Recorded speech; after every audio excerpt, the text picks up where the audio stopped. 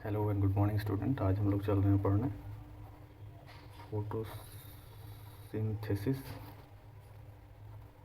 In higher plant. हम लोगों का एक चैप्टर है एनसीईआरटी का, प्लांट फिजियो का, बहुत इंपॉर्टेंट चैप्टर है नीट के दृष्टिकोण से। तो आज हम लोग फोटोसिंथेसिस इन हायर प्लांट पढ़ने चल रहे हैं। पहली बात तो हम लोग फोटोसिंथेसिस से शुरुआत करेंगे। फोटोसिंथेसिस, जैसा कि मैं फोटोसिंथेसिस के बारे में पूछूँ तो आप लोग यही बताएंगे कि the process by which green plant make their own food with the help of CO2, H2O, chlorophyll etcetera are called photosynthesis. हालांकि ये डेफिनेशन सही है, लेकिन अब हम लोग कंपटीशन का तैयारी कर रहे हैं और भी डॉक्टर का तैयारी कर रहे हैं, नीट का तैयारी कर रहे हैं। इस दृष्टिकोण से यह डेफिनेशन काफ़ी सही नहीं सही है, पर हम लोग को थोड़ा हायर क्लास होने की वजह से हम लोग को थोड़ा लेवल अपना बढ़ाना पड़ेगा। तो पहली बात को हम फोटोसिंथेसिस को हम लोग अब समझने चलते हैं। तो पहला बात ये है कि फ़ोटो और सिंथेसिस दो वर्ड से मिलकर बना है फोटोसिंथेसिस। सिंथेसिस का मतलब आप लोगों को जैसे कि पता होगा जनरली फॉर्मेशन। सिंथेसिस का मतलब होता है फॉर्मेशन और फोटो का मतलब होता है लाइट। ये दो वर्ड हो गए, लाइट और फॉर्मेशन। लाइट है ये फिजिकल फैक्टर है, आई थिंक, है कि नहीं बोलिए, फिजिकल फैक्टर। और फॉर्मेशन इसमें हो रहा है, इसमें फोटोसिंथेसिस के प्रोसेस में क्या बनता है, ग्लूकोज बनता है। तो ग्लूकोज CO2 और H2O से मिल के बनता है। CO2 और H2O मिल के बनता है, इन दोनों का बॉन्ड टूटता है, फिर आगे चल के ग्लूकोज बनता है। ग्लूकोज आगे फिर कन्वर्ट होता है सुक्रोज में। तो यह एक केमिकल प्रोसेस है, केमिकल फैक्टर है। तो दोनों यहाँ देख लीजिएगा, फिजिकल प्लस केमिकल, दोनों फैक्टर लग रहा है, तो इसको कंबाइनली हम लोग बोलते हैं physico chemical process. Concept number मतलब क्वेश्चन नंबर 1 एक क्वेश्चन यहाँ अराइज हो सकता था यहाँ। और जैसा कि आगे हम लोग जानते हैं कि लाइट जो है कि लाइट एक एनर्जी है।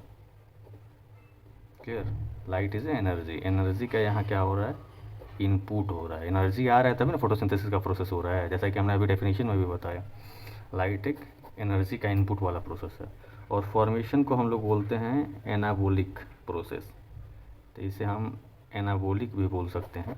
कभी कभी नीट वगैरह में क्वेश्चन आ भी जाता है कि photosynthesis is a metabolic process, catabolic process, anabolic process and none of this या ऑल ऑफ द अबव। तो हम लोग एनाबॉलिक प्रोसेस, क्योंकि यहाँ एक सिंथेसिस हो रहा है, फॉर्मेशन हो रहा है, तो इसे फोटोसिंथेसिस इज एनाबॉलिक प्रोसेस बोलते हैं हम इसे। तो यहाँ लाइट का एनर्जी का इनपुट हो रहा है, तो इसको मद्देनज़र रखते हुए हम इसे इंडरगोनिक प्रोसेस बोलते हैं, इंडरगोनिक प्रोसेस। यहाँ आपको मैंने 3 ऐसी बातें बताई जो आई थिंक आप लोग नहीं जानते होंगे। पहला कि क्वेश्चन अराइज हो सकता है कि फोटोसिंथेसिस कौन सा प्रोसेस है, तो आप लोग अगर फिजिको केमिकल ऑप्शन में देखिएगा फिजिको केमिकल प्रोसेस, या फिर इंटरगोनिक होगा तो इंटरगोनिक प्रोसेस, या फिर एनाबोलिक होगा तो एनाबोलिक, या फिर तीनों रहेगा तो ऑल ऑफ द अबव कर दीजिएगा। फोटोसिंथेसिस ये पता है ना फिजिको केमिकल प्रोसेस क्यों होता है, क्योंकि अभी मैंने जैसा कि अभी आपको बताया कि फोटो मतलब लाइट होता है, लाइट एक फिजिकल फैक्टर है।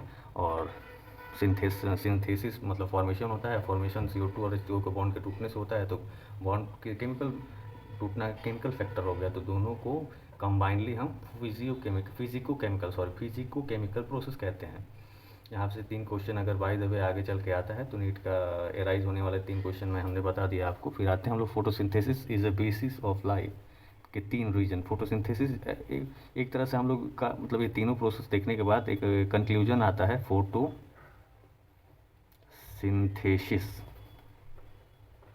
Is basis of life. Photosynthesis life का बेसिस है। इसके मतलब हम 3 रीजन देंगे आपको, तो आप अगर सहमत होंगे तो आप हमारे कमेंट सेक्शन में ज़रूर बताइएगा। आइदर एनिमल और plant both depends on photosynthesis plant for food directly और इनडायरेक्टली, या फिर या आइदर चाहे एनिमल हो या प्लांट हो, दोनों डिपेंडेंट रहता है फोटोसिंथेसिस पे फॉर देयर फूड के लिए, डायरेक्टली और इनडायरेक्टली। जैसा कि हम लोग प्लांट पे डिपेंडेंट रहते हैं, जैसे सब्जी हम लोग की आती है तो प्लांट से ही ना आती है, और प्लांट सनलाइट पे डिपेंडेंट रहता है, क्योंकि सनलाइट के प्रेजेंस में ही पहली बात तो ये है कि photosynthesis occur only in presence of sunlight. आगे हम लोग एक्सपेरिमेंट के द्वारा आपको प्रूफ भी दिखाएंगे। तो ये कंक्लूजन तो ये हो गया, डायरेक्टली और इनडायरेक्टली, या फिर हम एनिमल हो या फिर प्लांट हो, दोनों सनलाइट पे डिपेंडेंट रहते हैं। और दूसरी बात ये है,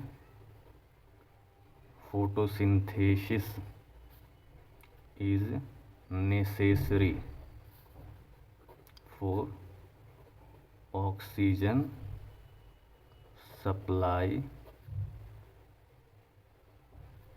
to all living organism. Photosynthesis necessary होता है ऑक्सीजन सप्लाई के लिए, सभी लिविंग ऑर्गेनिज्म के लिए। फोटोसिंथेसिस के प्रोसेस में CO2, वाटर, सनलाइट के प्रेजेंट में क्लोरोफिल जो भोजन बनाता है उसका बाई प्रोडक्ट निकलता है ऑक्सीजन। तो अगर सनलाइट ही नहीं रहेगा तो फोटोसिंथेसिस का प्रोसेस नहीं होगा, अगर फोटोसिंथेसिस का प्रोसेस नहीं होगा तो ऑक्सीजन नहीं मिलेगा, तो ऑक्सीजन नहीं मिलेगा तो हम लोग जीवित नहीं रह पाएंगे, क्योंकि ऑक्सीजन हम लोगों को रेस्पिरेशन ब्रीदिंग के लिए, रेस्पिरेशन के लिए बहुत नेसेसरी चीज़ है। दूसरी बात भी, रीज़न भी क्लियर हो गई। अब आते हैं हम लोग तीसरे रीज़न पे। तीसरा रीज़न है कि सन से एनर्जी आता है, तो सन की एनर्जी को हम सोलर एनर्जी या फिर लाइट एनर्जी कहते हैं।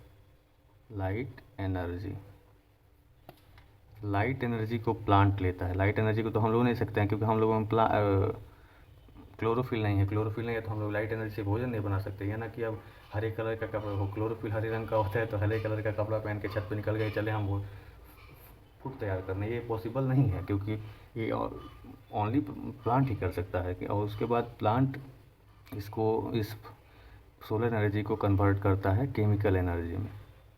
केमिकल एनर्जी में, तो केमिकल एनर्जी को या लेते हैं एनिमल या फिर प्लांट को ही एनिमल लेते हैं। तो हम लोग डायरेक्टली या इनडायरेक्टली, हम लोग तो इनडायरेक्टली सन पे डिपेंडेंट हैं, क्योंकि सन ना रहेगा तो सोलर एनर्जी नहीं निकलेगी, सोलर एनर्जी निकले तो प्लांट भोजन नहीं बनाएगा, प्लांट भोजन नहीं बनाएगा तो हमारा भोजन नहीं मिलेगा।